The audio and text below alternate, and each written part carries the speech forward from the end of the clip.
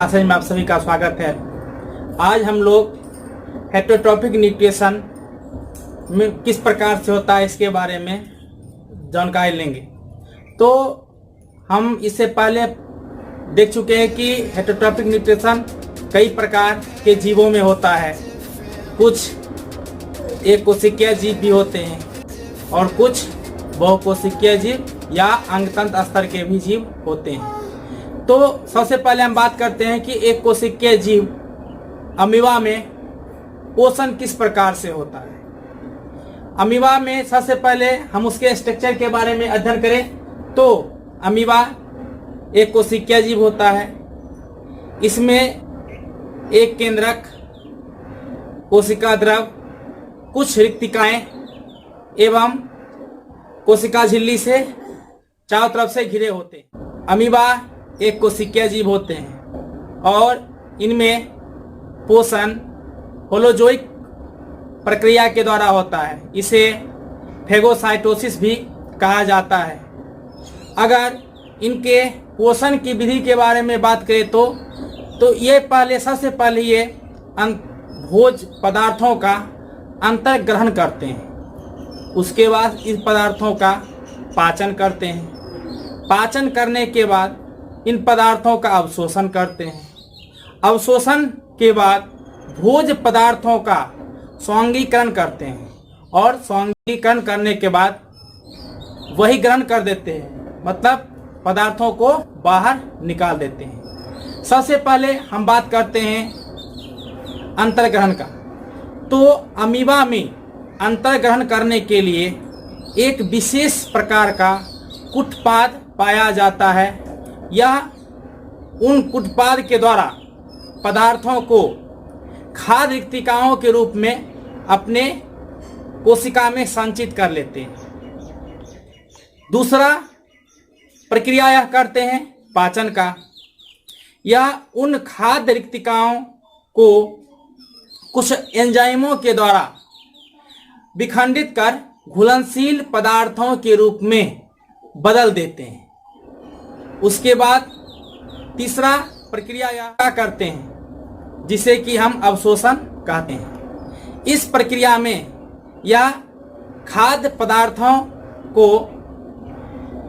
अपने अंदर अवशोषित करते हैं। कुछ पदार्थों को यह ऊर्जा के रूप में उपयोग कर लेते हैं तथा कुछ अतिरिक्त जो पदार्थ होता है उसे ग्लाइकोजन या लिपिड के रूप में संचित कर लेते हैं। उसके बाद यह चौथे प्रक्रम से गुजरते हैं जिसे कि स्वांगीकरण कहते हैं। इस प्रक्रिया के दौरान अवशोषित भोजन का उपयोग कर विकास या कोशिकीय मरम्मत आदि क्रियाओं में करते हैं। और सबसे अंत में यह उन पदार्थों को, उन खाद्य पदार्थों को जो कि अवशिष्ट होता है, इसे बाहर निकाल देते हैं। तो इस प्रकार से अमीबा में पोषण की प्रक्रिया संपन्न होता है। बात करते हैं मानव में पोषण किस प्रकार से होता है। तो मानव में पाचन तंत्र पाया जाता है।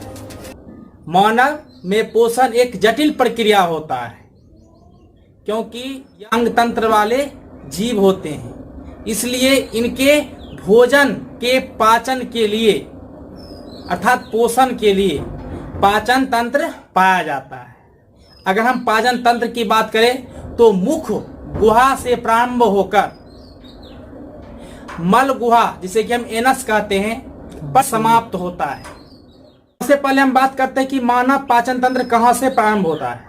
तो मानव का पाचन तंत्र मुख गुहा से प्रारंभ होता है। जब भोजन को हम ग्रहण करते हैं तो मुख गुहा में भोजन को छोटे छोटे टुकड़ों में कर देते हैं और पेशीय जिह्वा इसे मिलाने का कार्य करता है। भोजन को अच्छी तरह से मिलाने के लिए मुख में लाला रस अर्थात लार उत्पन्न होती है। लेज नामक एंजाइम पाया जाता है जो मन जटिल कार्बनिक पदार्थों को छोटे छोटे टुकड़ों में करने में सहायक होता है। इसके बाद यह भोज्य पदार्थ कृषिका से होते हुए अर्थात अमाशय में प्रवेश करता है। अमाशय जे आकार का आकृति होता है, जिसमें हाइड्रोक्लोरिक अम्ल पाया जाता है। यह भोजन के पाचन के लिए अम्लीय माध्यम तैयार करता है तथा पेप्सिन एवं एंजाइम को स्रावित करता है। यहाँ भोजन का पाचन होता है और प्रोटीन का आंशिक रूप से डाइजेशन होता है, क्योंकि यहाँ पे रेनिन नामक एंजाइम भी स्रावित होता है। उसके बाद यह भोज्य पदार्थ आंत में प्रवेश करता है। आंत दो प्रकार का होता है, छोटी आंत और बड़ी आंत। छोटी आंत में प्रवेश करने से पहले पित्ताशय तथा अग्नाशय अपने अपने स्राव को स्रावित करते हैं। पित्ताशय से पित्र स्रावित होता है, जो भोजन में उपस्थित वसा को इम्लीशीकृत कर देते हैं, अर्थात छोटे छोटे टुकड़े में खंडित कर देते हैं। इसके बाद अग्नाशय से स्रावित ट्रिप्सिन तथा लाइपेज एंजाइम इन भोज्य पदार्थों पर क्रिया करते हैं।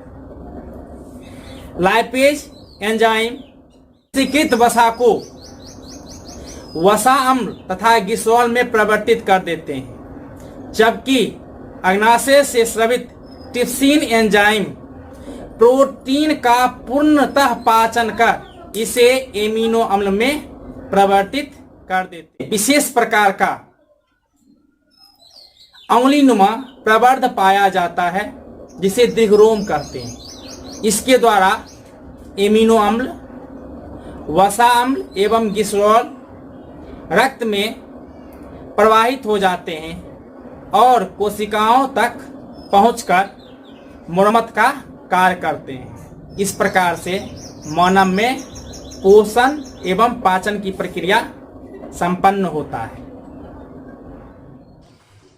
कुछ पाचक ग्रंथि तथा एंजाइम को दिया गया है जो कि पाचन क्रिया में कार्य करते हैं, जैसे कि लार ग्रंथि से टायलिन एवं एमिलेज एंजाइम स्रावित होता है, जो मंड शर्करा को सल शर्करा में खंडित कर देते हैं। दूसरा है जठर ग्रंथियाँ, अमाशय में स्रावित करते हैं, जो प्रोटीन को स्रावित करता है, जो वसा के पाचन में सहायक होता है। आगे है अग्नाशय। अग्नाशय से ट्रिप्सिन, एमाइलेज और लाइपेज एंजाइम स्रावित होता है, जो प्रोटीन के पाचन, शर्करा तथा वसा पर कार्य करते हैं।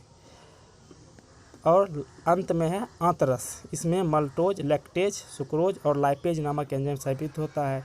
यह प्रोटीन, सुक्रोज तथा वसा पर कार्य करते हैं और इस प्रकार से पोषक तत्व को पाचन की क्रिया को संपन्न करते हैं।